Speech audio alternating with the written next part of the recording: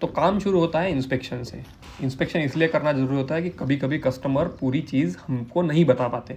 अब ये कस्टमर ने जैसे कॉर्नर पोल्स इंस्टॉल किए तो उसको हमने चेक किया और हमने लैंड को एक बार फिर से मेजर भी किया। फिर पहला काम जो हम शुरू करते हैं वो होता है कॉर्नर इंसुलेटर का इंस्टॉलेशन। तो कॉर्नर इंसुलेटर इसलिए हमको इंस्टॉलेशन जल्दी करने पड़ते हैं क्योंकि यहीं से सारी बात जो है वो शुरू होती है। तो कॉर्नर इंसुलेटर जो है वो भी हमने ACSR यानी कि हाई टेंसाइल वायर में ही इंस्टॉल करे हैं। आप दूसरा वायर भी यूज़ कर सकते हैं, पर अगर उसकी लाइफ कम हुई तो क्या होता है कि कॉर्नर इंसुलेटर्स को बदलना काफ़ी मुश्किल होता है, इसलिए हम यहाँ पे यही वायर यूज़ करते हैं। यहाँ पे आप देख सकते हैं कि ये जो लेबर है हाथ से ही ACSR वायर को तोड़ सकते हैं, जो मोस्ट लोग नहीं कर सकते, मोस्ट लेबर नहीं कर सकते। तो आपको बोल्ट कटर का यहाँ पे इस्तेमाल करना है और जिस तरह से आप वीडियो में देख रहे हैं उसी तरह से आपको कॉर्नर इंसुलेटर को जो है वो इंस्टॉल करना है। ये नॉट अच्छे से मारने के बाद है ना फिनिशिंग कुछ इस तरह से आती है। इसी तरह आपको ये प्रोसेस रिपीट करते हुए सारे कॉर्नर इंसुलेटर जो है इंस्टॉल कर लेने हैं, सारे साइड के। मान लीजिए अगर आपके 4 कॉर्नर्स है तो सारा आप इंस्टॉल करना शुरू कर देंगे और साथ में 3-4 लेबर और लगा के ये जो पोल्स होते हैं, इंटरमीडिएट पोल जिसको कहा जाता है, इसको भी आप रेडी कर लेंगे रील इंसुलेटर लगा के। तो इसके आपको टॉप 3 जो रील इंसुलेटर होते हैं, ऊपर के 3 जो होते हैं वो आपको नहीं लगाने, आपको सिर्फ नीचे के 5 लगाने। अगर आप 8 लेयर कर रहे हो तो, अगर आप 7 लेयर कर रहे हो तो आप 3 छोड़ देंगे, 4 लगाएंगे, मतलब ऊपर के 3 आप छोड़ देंगे इन शॉर्ट। और इसकी फिनिशिंग अच्छी होनी चाहिए, नहीं तो क्या है कि ये किसी को लग जाएंगे तार जो बचा हुआ है वो। तो ये काम बहुत ही फास्ट होना चाहिए। इस वीडियो में जितना हो रहा है उतना फास्ट ना भी हो, तो उससे थोड़ा कम फास्ट भी हो तो चलेगा, क्योंकि ये पोल्स अपने को बिछाने होते हैं पहले दिन, ये देखने के लिए कि कहीं कम ज़्यादा हो रहा है क्या, डिस्टेंस कम ज़्यादा हो रहा है क्या। अभी इस सिचुएशन में हमने क्या किया कि 20-20 फुट के अंतराल पे हमने पोल्स बिछा दिए और पोल्स परफेक्ट गए थे, क्योंकि हमारी कोटेशन सिस्टम से कोट जनरेट हुआ था तो उसमें जनरली परफेक्ट ही जाते हैं, अगर कस्टमर अच्छा डेटा देते हैं तो, अगर कस्टमर ठीक ठीक से सब डालते हैं तो। यहाँ पे आप लाइन दूरी का भी इस्तेमाल कर सकते हैं, पर यहाँ पे उतार चढ़ाव ज़्यादा थे तो हमने आई बॉलिंग किया और पेड़ों का यूज़ करके जो है फेंसिंग को आगे आगे लेते गए। तो इस तरह का एक हैमर होता है जो आपको इंसर्ट करना होता है पोल के अंदर, इसलिए हम ऊपर के जो 3 इंसुलेटर है वो नहीं लगाते और इस तरह से हैमरिंग करके उस पोल को आपको बिठाना होता है। तो इसमें क्या होता है कि RCC बिल्कुल नहीं लगता, ना आपको सीमेंट लग रहा है, ना आपको रेती लग रहा है, रेता लग रहा है, ना आपको एग्रीगेट लग रहा है। तो उसमें क्या होता है कि गड्ढा करने का खर्चा भी बच जाता है और ये सब मटेरियल का भी खर्चा बच जाता है, उसमें जो हैसल होता है वो भी बच जाता है। तो पोल्स का इंस्टॉलेशन है ना इसमें बहुत फास्ट होता है और ये स्ट्रॉन्ग भी बहुत होता है, क्योंकि इसको जो है ना वर्टिकल जो हॉरिजॉन्टल सपोर्ट होता है वो ACSR वायर का टाइट सपोर्ट मिलता है एकदम।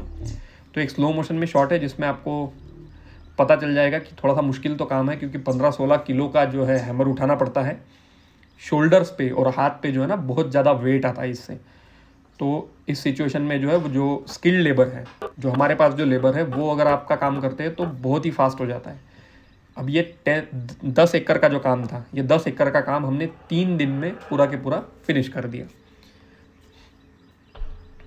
और इस तरह से पोल आपका इंस्टॉल होता है। अभी जो ऊपर के 3 अपने इंसुलेटर बचे थे वो भी आप इंस्टॉल करना साथ ही में शुरू कर सकते हो। एक पोल लगाया और 3 इंसुलेटर लगाना चालू कर दिए, मतलब पोल लगाते लगाते ही एक जन पीछे से आ रहा है इंस्टॉल करते हुए। तो क्या है, टाइम बहुत बच जाता है और टाइम अगर बचता है तो कस्टमर का पैसा भी बचता है, कस्टमर भी खुश हो जाते हैं। यहाँ पे भी फिनिशिंग बहुत ज़्यादा इंपॉर्टेंट है। यहाँ पे भी जो एंड के जो वायर्स होते हैं उसको कट करना बहुत ज़्यादा ज़रूरी है, क्योंकि अगर कोई बड़ा जानवर इसमें आके टकराता है तो आँख में या फिर कहीं लग सकता है, तो वो अपने को करना नहीं है।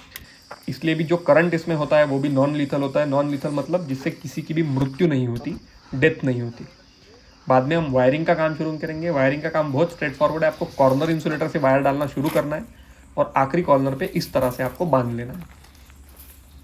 तो यहाँ पे ये जो भैया ये जो वायर है ये हाथ से ही तोड़ रहे हैं, लेकिन आप हाथ से नहीं तोड़ पाएंगे इसको, तो आपको यहाँ पे बोल्ट कटर का यानी कि वायर कटर का, बड़े वायर कटर का इस्तेमाल करना पड़ेगा और आगे इसके वैसे ही नॉट बांधेंगे जैसे पहले पीछे बांधी थी और इस तरह से हर टाइप के वायर को अपन कर लेंगे।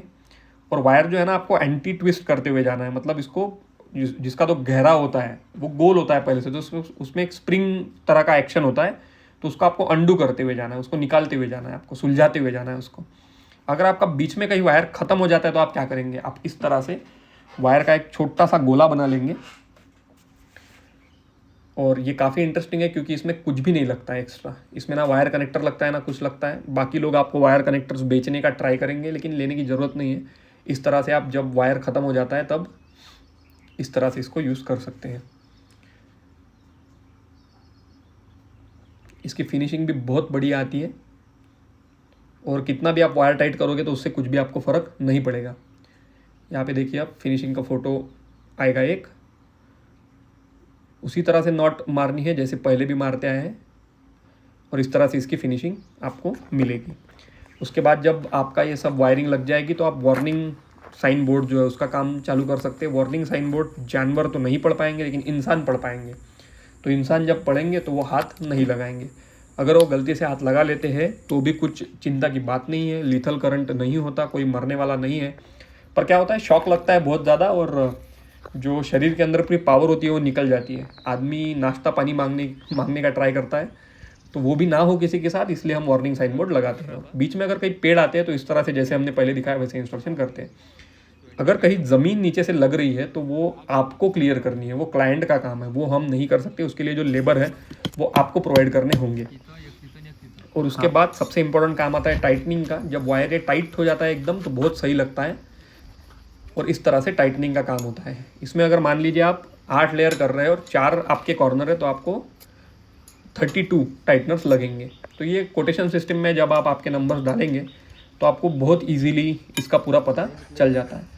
एक आदमी भी इस पर सोएगा ना तो ये टाइट किया हुआ जो है ना, ये कोई हिलेगा नहीं बिल्कुल भी। उसके बाद आपको जो है DI cable, double insulated cable का यूज़ करके जो है जंपर्स दे देने हैं। जनरली 7-8 लेयर की फेंसिंग में हम 3 लेयर का अर्थ सजेस्ट करते हैं कि ऊपर एक, बीच में एक, सबसे नीचे, और बाकी जो बचे हुए होते हैं, एक तो 5 बचेंगे या 4, वो सब हम फेज़ मतलब करंट वाला जो होता है ना वो सजेस्ट करते हैं। और उसका इंस्टॉलेशन इस तरह से होता है। डबल इंसुलेटेड केबल में क्या होता है, एक अच्छी बात कि ये करंट बिल्कुल भी लीक नहीं करता, तो ये इंसुलेटर की तरह ही काम करता है। इन शॉर्ट इंसुलेटेड केबल की तरह काम करता है और फिनिशिंग उसकी इस तरह से दिखती है। अभी कस्टमर का जानेंगे कि उनकी क्या राय है इस फेंसिंग के बारे में और उन्होंने क्यों कृषि स्टोर को चुना। तो जो भी मतलब छोटे छोटे जानवर से लेके इवन हमने तो यहाँ पे भालू तक को भी रात को ऐसे एक्सपीरियंस किया है बहुत दूर से। तो फिर मशाल वगैरह जलाते थे।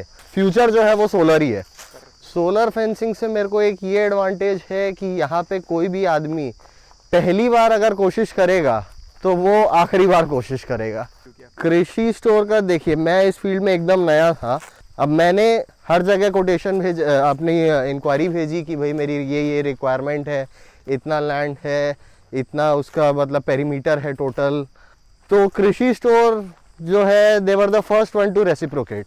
उन्होंने मेरे को हाल क्या, और उनका एक वेब पेज में जिसमें मतलब आप एरिया वगैरह साथ में लिख दोगे तो इंस्टेंट कोटेशन वगैरह कुछ आता है।